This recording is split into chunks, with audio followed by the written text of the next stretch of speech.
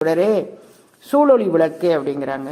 இந்த தீப ஒளி திருநாளையில் நாம் எல்லாரும் தீப வரிசைகளை வைத்து அந்த பரம்பொருள் இந்த வழி அதனுடைய சொரூப தியானம் ஒளிதான், ரூப தியானம் தான் வெவ்வேறு வண்ணங்களும் வடிவங்களும்.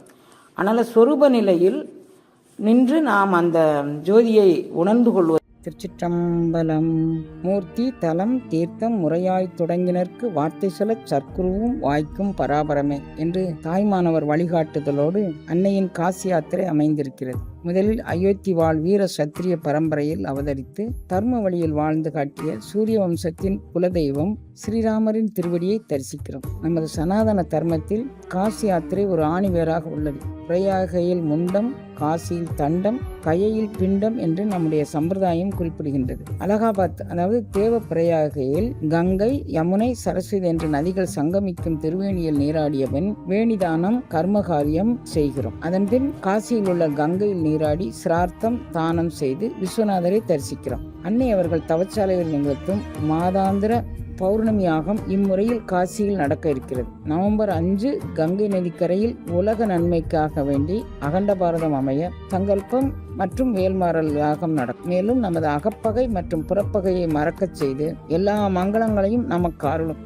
காசியிலிருந்து 10 கிலோமீட்டர் தொலைவில் உள்ள சாரநாத் கோயில் புத்தர் ஞானம் பெற்ற அந்த இடத்தை நம்ம தரிசிக்க போகிறோம். இந்த மனநிறைவோடு கயா செல்கிறோம். அங்கு முன்னோருக்கு திதி தர்ப்பணம் செய்து பிண்டமிட்டு வழிபடுகிறோம். இதன்பின் நாம் அனைவரும் கல்கத்தாவை நோக்கி பயணிக்கிறோம். அங்கு வேலூர் மடத்தில் சுவாமி விவேகானந்தர், ராமகிருஷ்ண பரமஹம்சர் மற்றும் சாரதா தேவி அம்மையார் அவர்கள் ஆற்றிய சமுதாய தொண்டை உணரும் வண்ணம் அவர்களின் சுவாசத்தை உள்வாங்கி தியான பயிற்சியில் ஈடுபடுகிறோம். மேலும் ராமகிருஷ்ண பரமஹம்சர் வணங்கிய காளிதேவியின் திருவடியை தரிசிக்கிறோம். இதற்கு அடுத்ததாக புண்ணிய பூமியான ஜெகநாதர் கோயில் அமைந்திருக்கும் பூரி நகரை நோக்கி நாம் பயணிக்கிறோம். ஸ்ரீ ஜெகநாதர் திருவடியை தரிசனம் செய்துவிட்டு நிறைவாக ராமேஸ்வரம் நோக்கி நாம் பயணிக்கிறோம். ராமேஸ்வரம் ராமநாத சுவாமி தரிசனம் மற்றும் தனுஷ்கோடியில் அனுமன் சுவாமிகள் ஸ்ரீ ராமருக்கு அமைத்த ராமபாலத்தின் தொடக்கத்திற்கு சென்று எது எமை பணிகொடுமாறு அது கேட்போம் என்று நாமும் வேண்டிக் கொள்கிறோம். இந்த யாத்திரையின் மூலம் நம்மை குரு அருளுக்கும் திரு அருளுக்கும் உகந்த பாத்திரமாக மாற்றி எந்நாளும் இன்பமே என்று வாழ நாம் அனைவரும் பங்கு பெற்று பலனடைவோம்.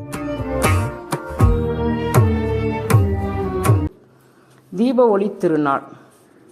மங்களங்களுக்கெல்லாம் மங்களமான சிவபரம்பொருள் அருவமும் உருவமாகி அனாதியாய் பலவாய் ஒன்றாய் பிரம்மமாய் நின்ற ஜோதி புலம்பு அது ஓர் வடிவம் தாங்கி ஜோதி சொருவம். ஏன்னா அது தோற்றச் சுடரொளி, தோற்றத்திற்கு சுடரொளியாக வருகின்றது.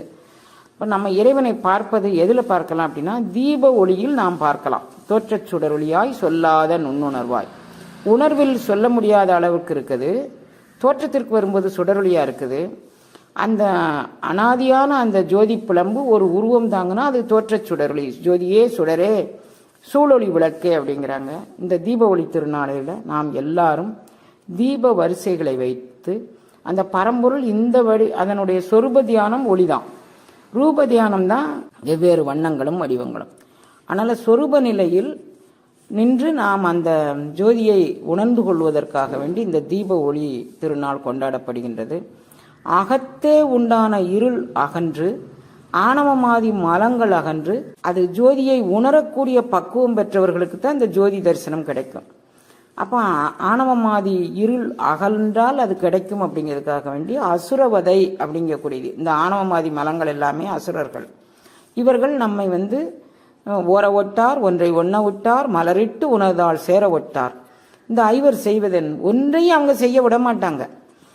அதனால் அந்த அசுரர்களை நம்மகிட்ட இருக்கக்கூடிய அந்த மனமாசுகளையும் மலமாசுகளையும் நீக்கி நாம் பேர் உணர்வை பெற வேண்டும். பேரண்ட நாயகனுடன் அவனுடைய ஜோதி சொரூப நிலையில் நாம் அவனுக்கு ஐக்கியமாக வேண்டும் அப்படிங்கிறதுக்காக வேண்டி ஒரு சிம்பாலிக் ரெப்ரசன்டேஷனாக ஏதோ அசுரர்கள் இருந்ததாகவும் அவர்களை வதம் பண்ணியதாகவும் இல்லை, நம்மகிட்ட இருக்கக்கூடிய அசுரர்களை வதம் பண்ண சூரபன்மன். இப்போ நாளைக்கு ஜஷ்டி திருநாள் துவங்குகிறது.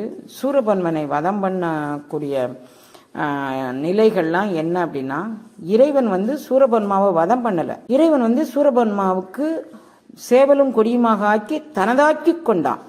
அப்படி தனதாக்கி கொள்வதற்கு நம்மகிட்ட இருக்கக்கூடிய ஆணவமாதி மலங்கள் அகலணும் அப்படிங்கக்கூடியதான் இந்த ஜோதி திருநாளும். இதை அடுத்து வரக்கூடிய சூரபன்மன் சேவலும் கொடியுமாக ஆகக்கூடிய நல்நாளும் ஆகும்.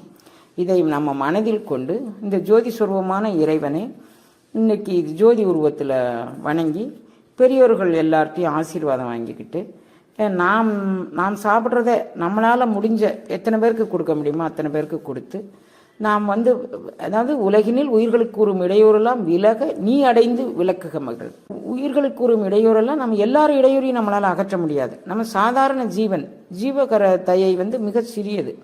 நமக்கு எது முடியுமோ நம்மளுடைய மனநிலைக்கும் உடல்நிலைக்கும் உணர்வு நிலைக்கும் எது முடியுமோ அதை செஞ்சு நாம் அந்த பரம்பொருளின் அருளுக்கு பாத்திரமாகும்படியாக நாம் எல்லாரும் பிரார்த்தனை பண்ணுவோம். எம்பெருமான் இந்த தீபாவளி திருநாளையில் நம்ம எல்லார் மனசுக்குள்ளேயும் புகுந்து அருள வேண்டும் அப்படிங்கக்கூடிய கருணையை நம்ம பெற்றுக்குவோம். இறைவனை நம்ம புகுந்தருளை செய்வதற்கு அழுக்காறு அவா வெகுளி இன்னாச்சொல் இவை தவிர்த்து நின்று அந்த இடத்துல இறைவன் அப்படியே வசமாய்க்குவான், எழுந்து அருளுவான், எழுந்து அருளுவான். அவனை எழுந்தருளை செய்வதற்காக வேண்டி நாம இந்த தீபாவளி திருநாள்